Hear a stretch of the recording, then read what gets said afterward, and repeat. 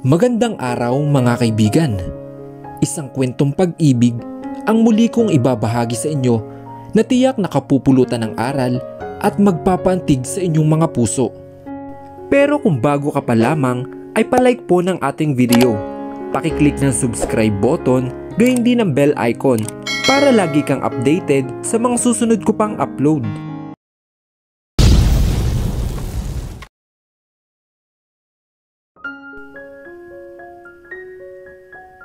Halos 4 na oras na pero hindi pa rin napapagod ang dalawang to sa kalalaro. Pagkarating namin sa mall, kaagad nagyaya si Rachel sa arcade station at lahat yata ng mga games machine ay nasubukan na nila. They even tried Smash Bomb Car pero ako lang yata ang hindi makarelate sa kanila.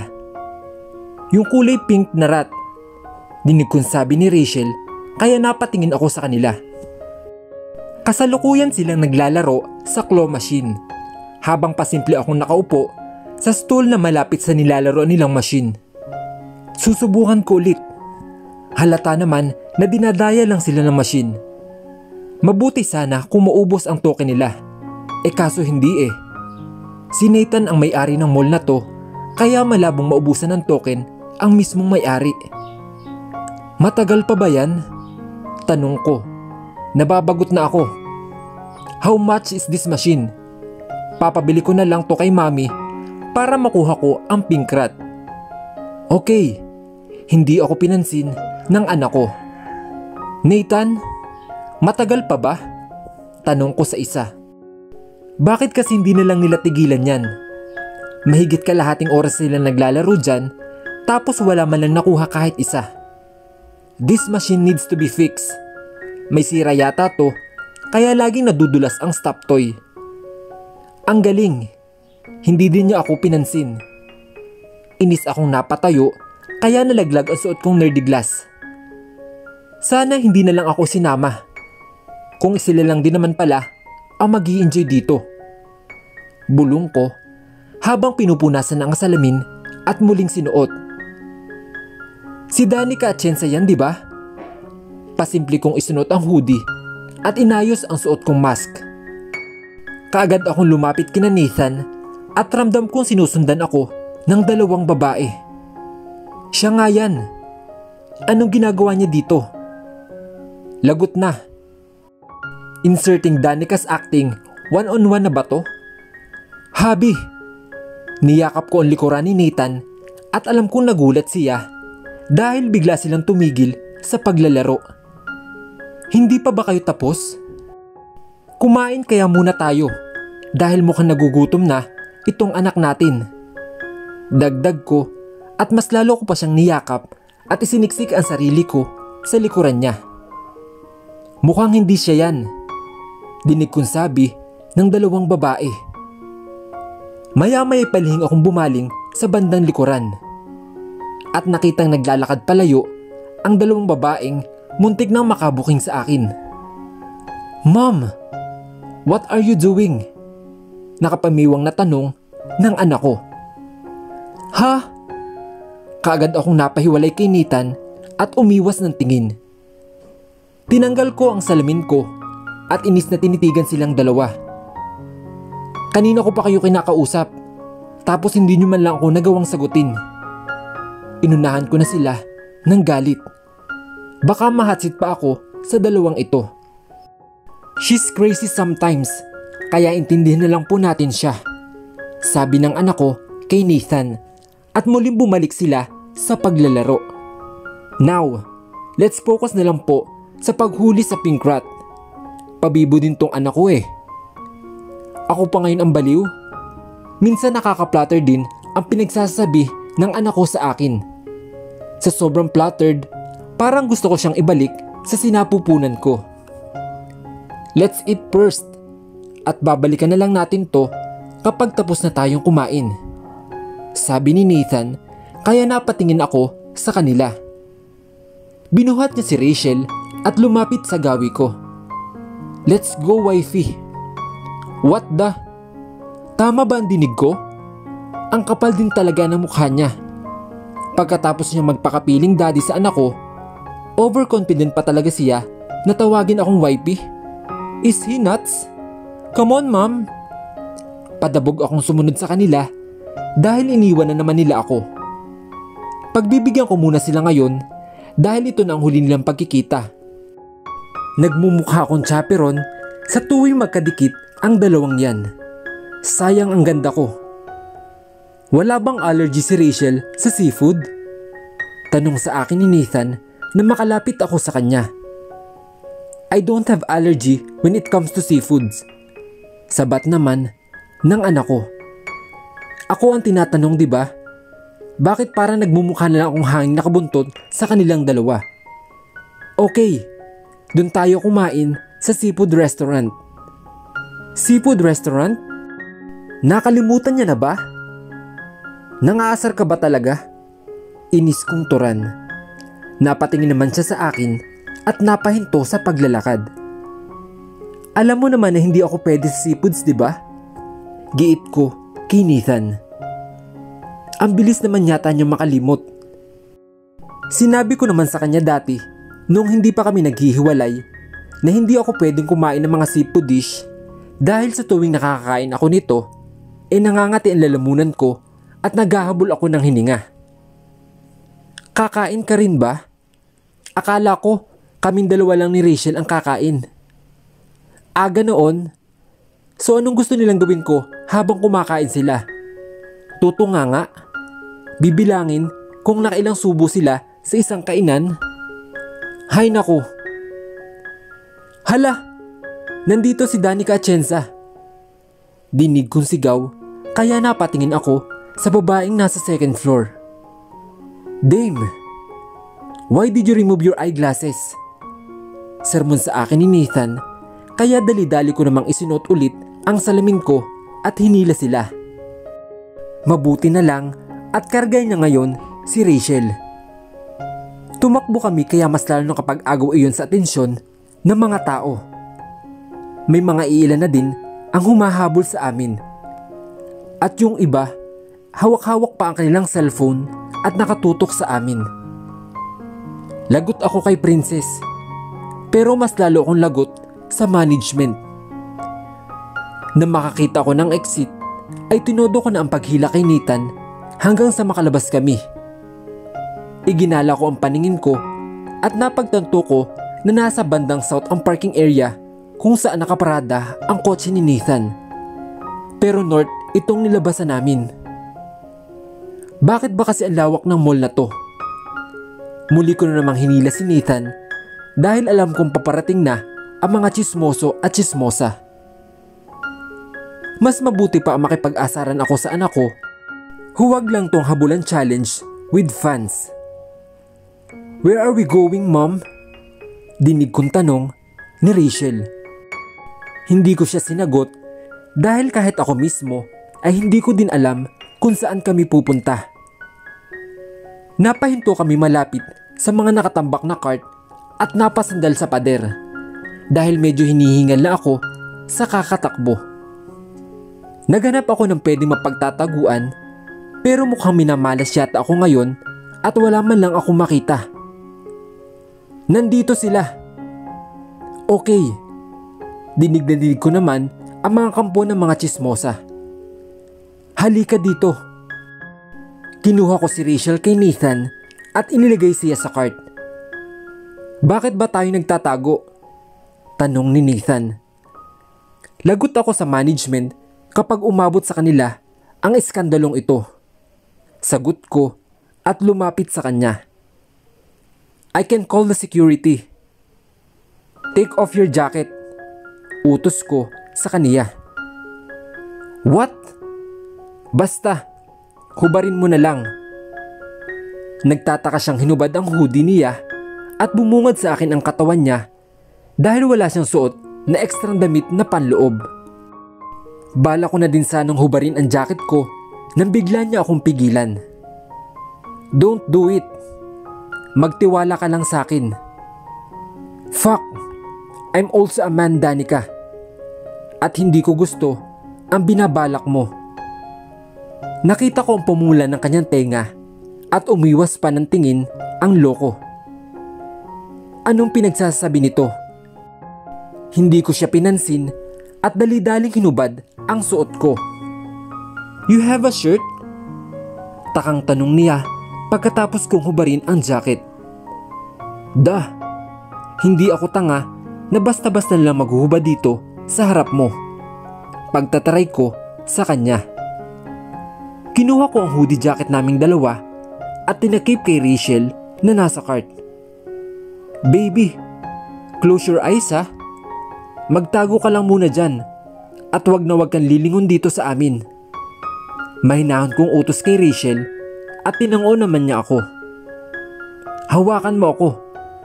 Baling ko kay Nathan. "Ha? Hawakan mo magkabila kong pisngi. Then tingin ka lang sa akin." "Why would I do?" Kinuha ko ang kamay niya at sa pilitang pinahawak sa pisngi ko. "I want you to help me this time," I said as I tiptoe and reached for his lips.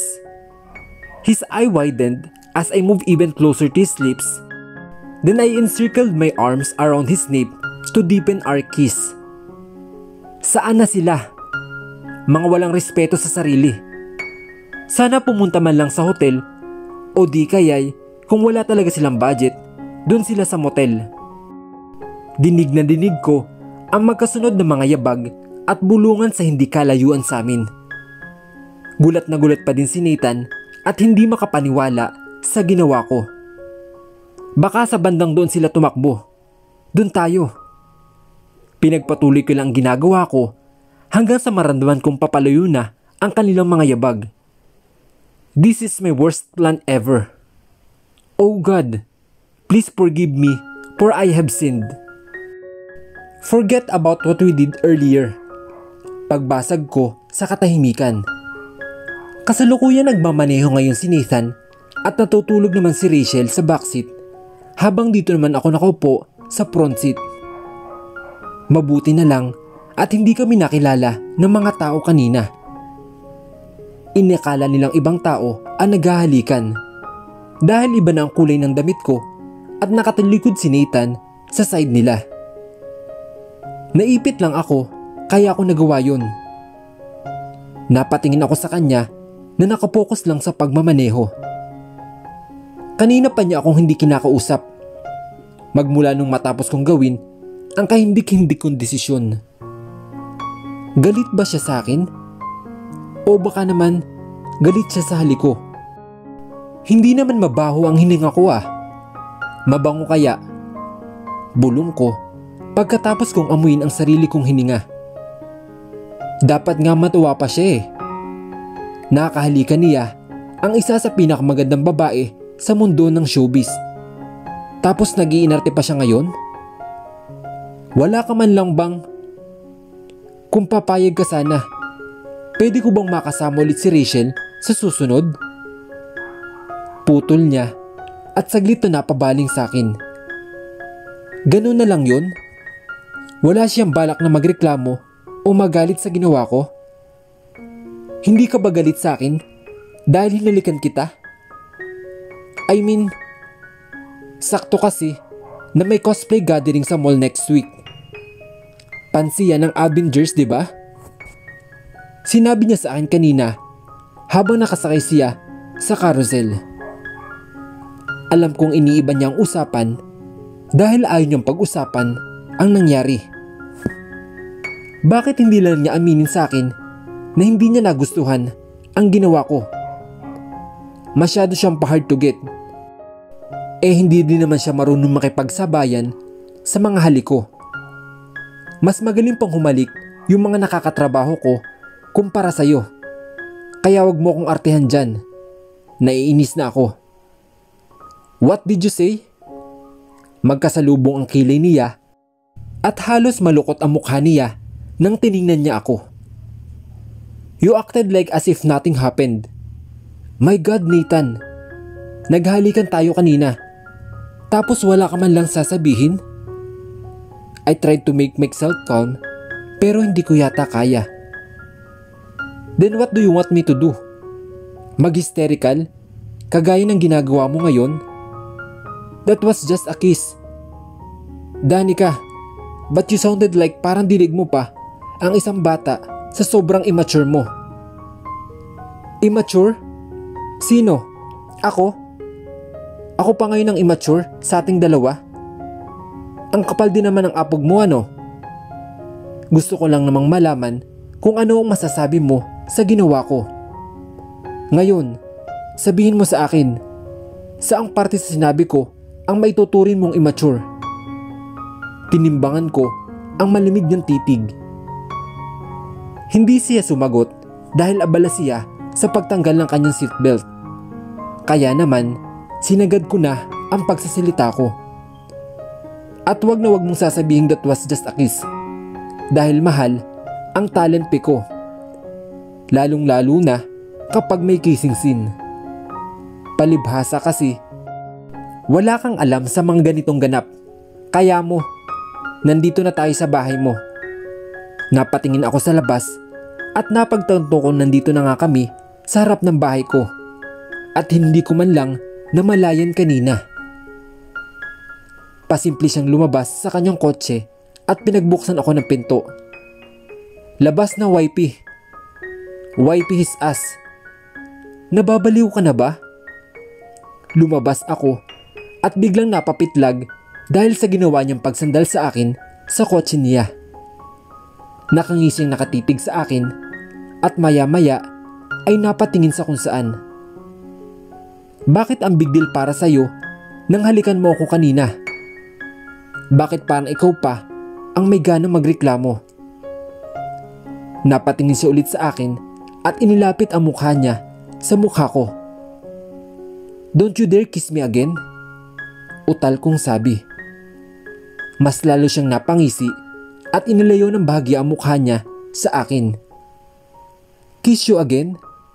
I didn't kiss you, wifey. You're the one who kissed me. It gives creep the hell out of me every time he mentioned the word wifey. Close your eyes. Utos niya. Nangunot ano akong tinitigan siya. Inuutusan mo ako? Tanong ko, sabay tulak sa kanya, pero dahil mas malakas siya sa akin, hindi siya naalis sa harapan ko. Ikaw ang bahala. He then curls my hair and moved closer his face into mine. Kakayanin mo ba? He whispered as he held my chin up. Napapikit na lang ako na mas lalo niyang inilapit ang mukha niya sa mukha ko. Open your eyes, dinig kong sabi niya. Hindi ko siya sinunod dahil natatakot akong baka mukha niya ang bumungad sa akin. Ayokong makita ang mga mata niya sa malapitan. Ayaw mo? Umiling naman ako at mas lalong idinin ang pagpikit. Hindi ako pwedeng dumilat, pera na lang kung umalis siya sa harapan ko. Okay. Maya-maya, nakaramdam ako ng malambot na dumampi sa labi ko. Sumilip ako gamit ang kaliwa kong mata at nakita ko nakapikit si Nathan habang nakadampi ang labi niya sa labi ko. You guys are so uncool. Malakas kong naitulak si Nathan dahilan para mapahiwalay siya sa akin nang biglang bumakas ang backseat at lumabas ang anak ko. Kanina pa ba siyang gising? Nakita niya ba ang ginawa namin? Maiwan ko na po kayo, sabi pa niya at naglakad papunta sa gate ng bahay at pumasok. Sinundan ko siya ng tingin hanggang sa makapasok siya sa main door ng bahay. Anong masasabi mo dahil hinilikan kita? Anak ng halik na yon? Nagpapatawa ba siya? Does it make sense? Ngayon alam mo na kung bakit hindi kita kinakausap kanina. Medyo nagmamayabang pa siya sa akin ngayon. Seryoso ka, Nathan? Nakaka-proud na yung ginawa mo. Kawawa naman ang girlfriend niya kung sakaling halikan niya. Ni hindi nga siya marunong ng simpleng paggalaw lang. As long as dumampi na yung labi niya sa labi mo, tuturin na niyang halik yun. Asawa ko. Napatingin ako sa sumigaw at nakita ko nang gagaling ito sa bahay. Nakita kong isang lalaking kumakaway habang naglalakad palabas ng bahay. Anong ginagawa niya dito? Nandito na naman ba siya para asarin ako? Namiss kita, asawa ko. Hays, nasisiraan na naman ba siya ng bait? Baka naman, naiwan pa sa Canada ang utak niya. Kaya mukhang timang siya ngayon na panay sambit ng asawa ko. Asawa mo? Napatingin ako kay Nathan nang tinanong niya ako at kasalukuyan naman siya nakatingin kay Jace na naglalakad palapit sa amin. Saan kayo nanggaling ng anak natin? Kanina ko pa kayo tinatawagan at masyado niyo akong pinag-aalala. Lumapit siya sa akin tsaka hinawakan ang kamay ko. Kailan ka nakauwi? Tanong ko at pinigilan siya ng balak niya sana akong yakapin.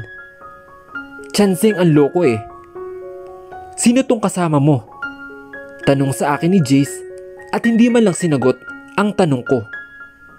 Siya nga pala si Nathan, dating boss ni Jacob.